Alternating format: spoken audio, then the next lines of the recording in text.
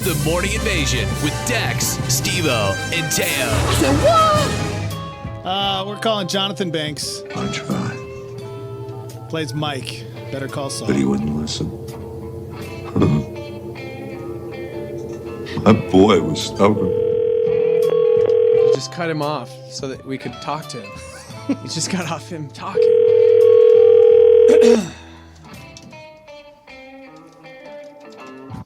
You go ahead and take the lead on that. Hello, Jonathan, Calvary Chapel? what is happening? Yeah. How about if we just do something that's really sacrilegious that'll just take you straight off the air? Oh, man. Let's not do that, Jonathan. Now, do you boys have a backup plan? Did your parents encourage you to get a higher education? Because after this phone call, you're going to need it. Oh, boy. Oh, boy. Welcoming to the show, the one, the only, Yes. Jonathan Banks. That's right. Oh my gosh, I'm so excited. Yeah. This is awesome. We're big Hilarious. fans, man. Big fans. Thank you. Now, tell me your names, guys. Yeah. We go got ahead. Dex. I'm Steve-O. And I'm Teo. Yes. All right, got it. So Jonathan, what are you doing? Are you actually working right now, or is this the time off to relax and Well, I'm trying to figure out how to update my iPad. You know, they take a half an hour to update it, and then they go just one more step. That's awesome. Absolutely, mate. I love you, man. That's so Did cool. you ever think that that iPad and all this stuff is a way to take down civilization? Because it just we're locked to these things. Well, we depend upon them. It's it's already, I think, been a theme in at least one Die Hard movie, right? true. Like cyber terrorism. It just takes us down because we're so stupid without our phones. That Well, don't they have that? They're not therapy sessions, but they're what do you call it? The houses where you go for drug addiction. Oh yeah, like phone addiction. They have them. They have them now in China for kids that play, video games. This is ridiculous. Yeah. Yeah, Unreal. and they should. Yeah. No. Truth. It's true. We have, my wife and I have he just turned 1, and so we're constantly trying to catch ourselves where he's trying to get our attention, and then we look up and we're holding our phone, and then it's like, throw the phone across the room, so we're Dude, constantly. you know what? I got to tell you something. If it's true that 80% of your brain is formed by the time you're 3 years old, sitting them down, taking that time, and I know it's hard to do it, but read to them every Amen. night. Yeah. Open Amen. that book. Yep. Yeah. Yeah, I So agree that, with that. so that they want to know. I mean, but their curiosity alone will carry them right into that book. Absolutely. And it's got to be one of the biggest favors you could ever do for them. Absolutely. Can they read on the iPad? No, Is that no, okay? stop it. Go No, away. No. you know what? You want a physical book. God, I hate to be serious, but pull a book down. Yeah. Absolutely. Yeah, we actually have like a bookcase, and we have Johnny's little row of his books. That's cool. Yeah. It's cool because my parents used to read to me, and that was the number one bit of advice my mom gave me is like, you start reading to him as early as possible. Just read to him. Yeah. Yeah. Dude, absolutely incredible. And it's funny because, Jonathan, you're known now as, you're Mike. That's who you are. For years and years, when I was a kid, you terrified me to death, I think, because of the fact that whether it was Beverly Hills Cop or 48 Hours, which I don't know why my parents let me watch that. But Good for them. you know I what I'm approve of saying? that. Yeah, absolutely. My mom, it was like, if there was sex in anything, it was like, absolutely not. We are Baptist. However, Aliens just hit the movie theater, so we're going to go see Aliens. Right. How about some Boys in the Hood? You like Boys in the Hood? Seriously. Evisceration, all that's fine, but All that. No sex, baby. man. This is the We're church. not going to procreate, I guarantee you. God created for one purpose, and that was just to make you. We are finished. So, yeah.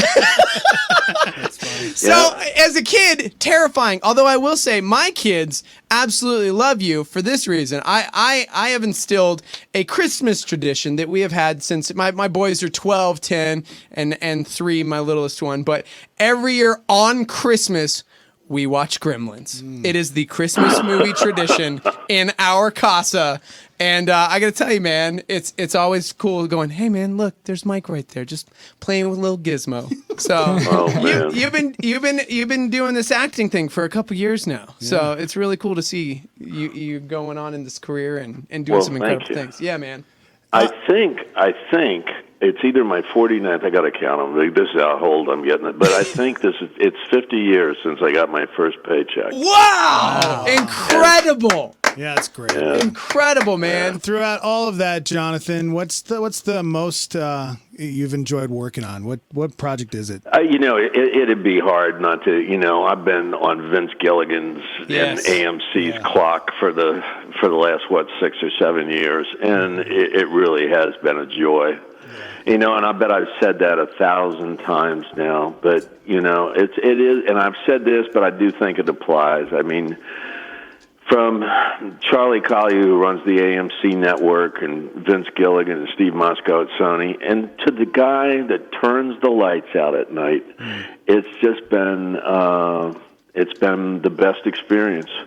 Dude. And you know what? I got to tell you something. At this age, I would not be BSing about that. Right. I wouldn't bother. Exactly. What's the point? It truly has been that good of an experience. That's cool. It's just good people all the way around. Good people, good city. Obviously, we're broadcasting here in Albuquerque, New Mexico, so we're partial. We absolutely loved. I'm a huge fan of Breaking Bad, and when they announced Better Call Saul, originally I thought, oh no, why? What are you doing? And I'll tell you what, man, I can't say yet. Oh, this is a better show, but for some reason. Your character specifically, I think, is hands down the best character on television right now. It's good. The writing has been absolutely phenomenal, and of course, the work you do and the work that Bob is doing and everyone is doing on that show. It just feels like a better continuation, if you will, getting to see the story and go back in time and live it. Now, is it difficult, being that it is a prequel, going back in time, and yet as the years go by, we're all getting older. Obviously, the last few episodes, we've had some incredible flashback moments with characters from the Breaking Bad series. Is it difficult portraying a younger Mike, if you will? Well, the only thing physically, it's difficult because Johnny Banks is getting older. But it's one of those things where people say, oh, you know the finality, you know what's going to happen in the end here. Yeah. Is it difficult? And I'm going, for all of us, none of us are getting out of here alive. Right. So we're all we're living our lives. Yeah. We're just living our lives. Yeah. And that's, in that sense, no, it's I get to do more Mike. Yeah. Because Mike is truly, it's a fun character to do, and fun doesn't cover it, but it's rich. I enjoy doing it. I like Mike. I like who he is. Yeah. And so it's just a pleasure. I also like that Mike is, as in Breaking Bad as he is in Call Saul, he's removed from a lot of the other people. Mm-hmm. He's off into his own world, and I love the loner aspect of it. Yeah. It's awesome. Now, I really appreciated your turn as Buzz in Community. Yes! Because Community is one of my favorite shows. So I don't even know all the stuff that happened with Chevy Chase or whatever, but then when they announced you were coming in, I was so excited. And it was cool to get to see a different side of you, I guess, from a comedic aspect, because we see a little of that on Breaking Bad, I think, in Better Call Saul, but it was awesome on Community. I thought it was great. Well, thank you. And they were fun people. They were good kids. Yeah. Is there something you prefer? Because obviously Mike is a very serious character. I mean, there are moments where you can laugh, but it's more about the situation he's in or the idiots that are surrounding his character. But with Community, obviously, it was more comedic in nature. Do you care more for drama or comedy, or it's just all you just love being there? Well, I'll tell you what the difficult thing about Community was the setup when they all meet in the meeting room, right? Mm-hmm. And you're throwing these cameras around. You have 8, 9 characters in there sometimes, maybe more. I don't know. Mm-hmm. And you spend a lot of time at that table. And it wore me down And I'm not used to that. I'm used to a setup, moving on and going. Even when I do situation comedy, it wasn't like that. So that setup was a little difficult for me. But I don't know. I enjoy drama, I think, more most of the time. That's because you're a terrifying man. My dog has her toy in her mouth right now. She doesn't seem to be terrified. We're talking with Jonathan Banks right now. And, your character, Mike, he's the guy that fixes everything. Yeah. He's, you don't put up with anything. You just get it done. And, you are very connected to Walter White in the fact that you both wanted to leave a legacy for your family. We see that in Better Call Saul. Yes. We see you wanting to take care of your grandchild, and that to me, you just connect with them because when we connected with Walter White as well, because facing cancer and facing that possibility that your family will be alone and no money, and you want to make sure that they're taken care of. You're kind of in that same boat as Walter White. Well, I'm going to throw something in there. Yes, Walter says goodbye to his baby, right? Baby Holly. And then the last thing he's with, he's stroking his meth machine as he dies. Yeah. Right. Yeah. So what was really important to him is questionable. Yeah, that's true. I agree wholeheartedly. And Mike's comes from Mike took away not only his son, but he took away his daughter-in-law's husband and his granddaughter's father. And he feels that grief, and will never be able to repay it. But as far as trying to keep them healthy and with a roof over their head, that's what he was trying to do. Yeah. But I feel like it comes from a very different motivation because Walter White's character seemed like he made some of the dumbest decisions. Like he was supposed to be this brilliant scientist of a character who just made really, really terrible decisions. And even when he didn't mean to, he was still making terrible decisions. Mike, to me, is more of like the Captain America. He's got the resolve, and it's like he's going to do this He has the because, wisdom. he's doing it for his family, period, the end, and it doesn't matter, right, wrong. I loved the moment that you had with the terrible drug dealer, if you will. I can't remember the moron's name with the Hummer, but the idea of being a good bad guy, if you will. You know what I mean? It's like he just almost like this honor among thieves thing where he's just got to do the quote unquote right thing because he's old school, and I love that character. Now, moving a little bit away from Breaking Bad. Moving away from Better Call Saul, I want to talk about you as a person because we got an email from our dear friend Megan over at ABQ Heading Home, and we were able to do some work with them this year for their Casa Ball, and they do some incredible things here in Albuquerque, and we know you were able to do a PSA for Heading Home, and she sent us this email saying, hey, we wanted to let you guys know that Mr. Banks is going to be receiving an Indiana University Honorary Degree of Doctor of Humane Letters. Now, I know we're blowing your cover, because you play such a bad dude, but apparently you're a really good guy. Talk a little bit about this. April 10th, you're going to be at Indiana University receiving an honorary degree, Doctor of Humane Letters. What does that mean? Well, but let's jump back just for a second because we got to be careful with those. Apparently, you're a good guy. If you just always stay on your guard, guys. Always stay on your guard. We got it. Oh, man. We got it. You know what it means is that I don't. My first. I thought this was going to come up. My first reaction always was something is to give you some smart mouth, response, and I can't. I'm so honored. I'm so overwhelmed.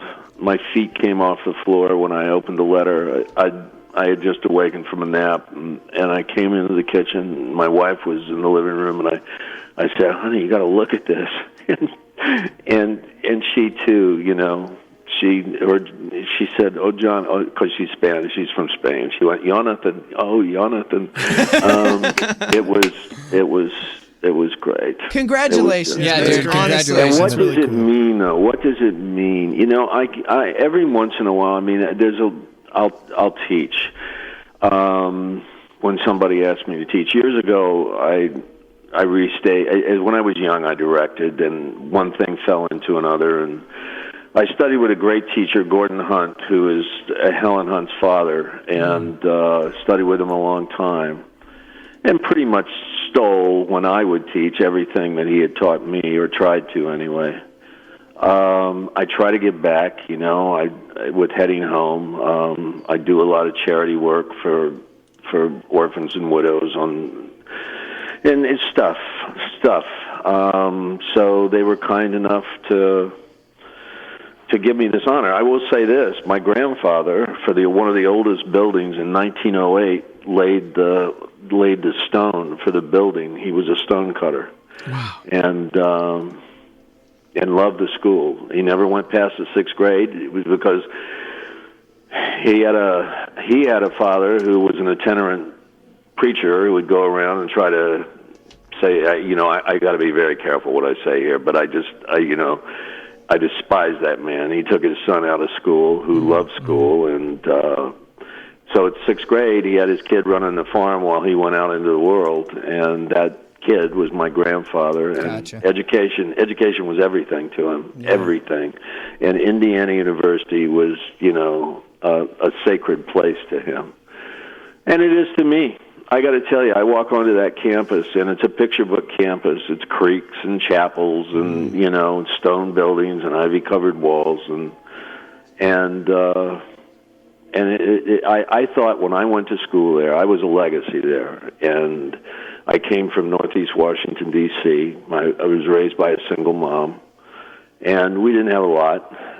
She was going to school all the time. She started out in life as a maid at 15, and she retired as a college professor. And that place is, I breathe a little easier when I'm there. I don't know how else to say it. Yeah. Amen. Yeah. Man, on the phone, Jonathan Banks, who plays Mike, of course, in Better Call Saul and Breaking Bad. It's amazing what you just said because, obviously when we called you, a little thrown off by the caller ID, but we are on Calvary Albuquerque's campus. This is I was going to say quote unquote, but it is a Christian radio station, if you will. Obviously, the morning show, we do things a lot different, and we get flack regularly because we're actual human beings. But the interesting thing is the church seems to have a problem a lot of times with caring for actual human beings, and yet the Bible in James 1 says that religion that God our Father accepts as pure and faultless is this: to look after widows and orphans in their distress. And that's exactly what you're doing. I know you got to stay on guard, man. And I know you got to stay on guard, bro.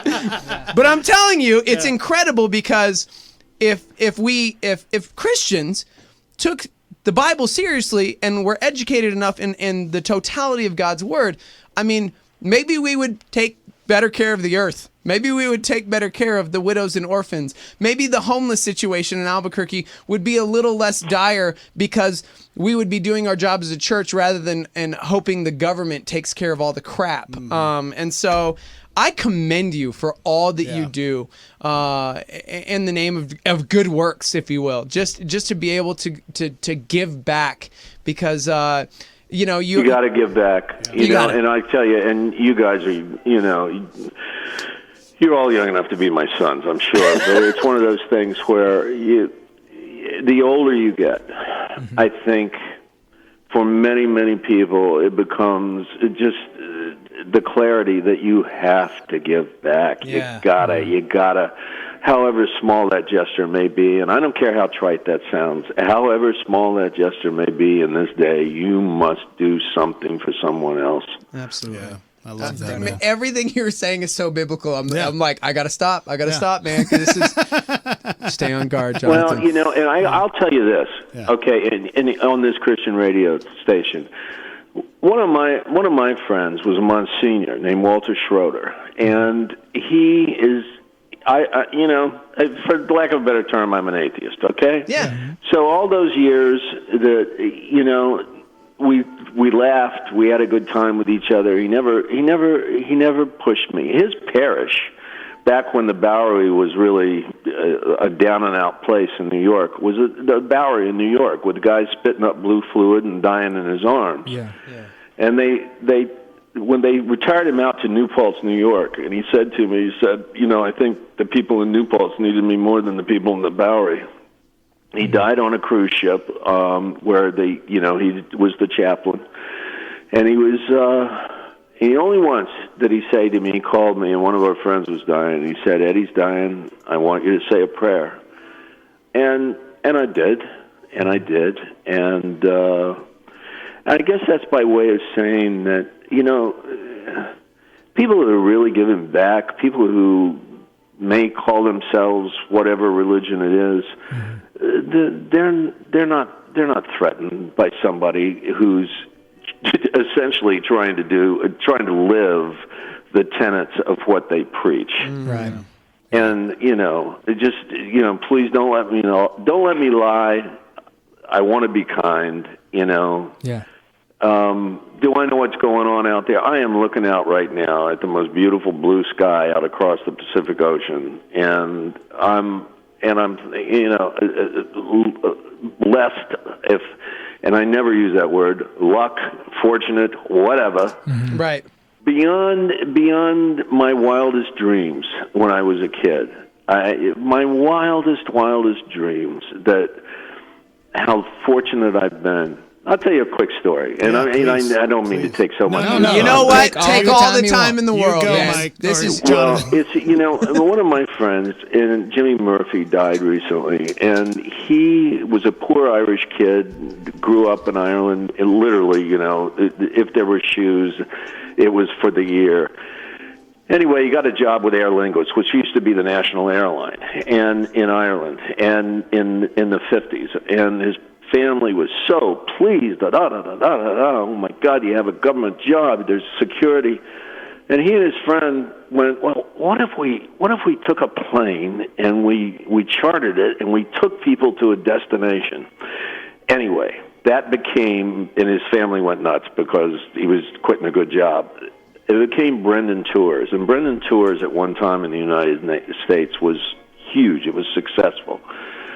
So Jimmy died about 16 months ago, and he and I went to his house and on a 4:00 in the afternoon, and he had lost 80 pounds by that point. He was dying, but dapper, clean, right there, still sentient. And I brought a bottle of Jameson's, and we poured a neat shot, and we sat there, and he looked at me and he said, "Jonathan," he said, "don't you think it's just luck?"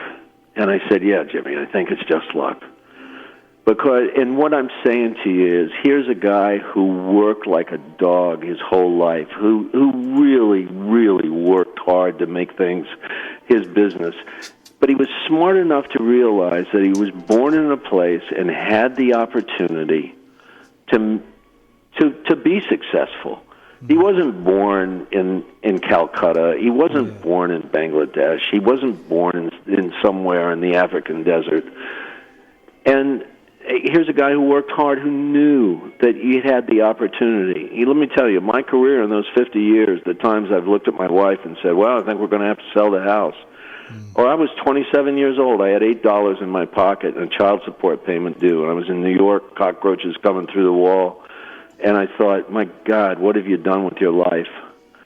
But I still had the opportunity. I was moving furniture that summer. I was doing whatever I was doing. I was out of work for a long, long time.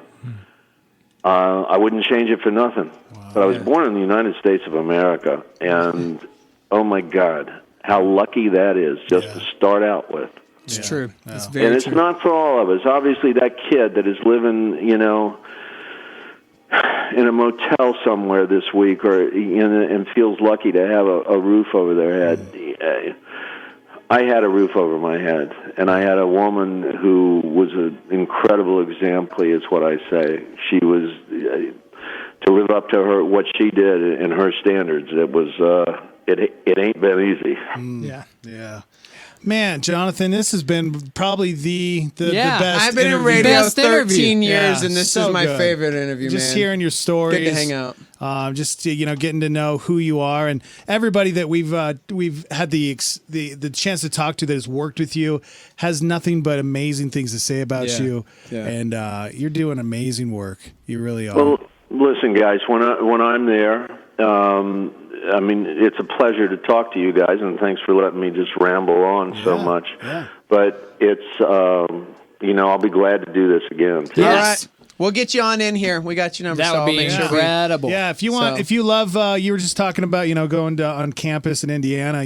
Come to Calvary campus. It is breathtaking. There's It really is. It's crazy here. You would love it. It's such a peaceful place to just come and just relax. We'll Yeah, get you we'd a love good that. cup of coffee Yeah. and a breakfast burrito too if you come hang out with us. Yeah. Well, I'm going to take you up on that. All right. I want to come in and meet you face to face. All right. let's It'll do it. In happen. the meantime, love those babies.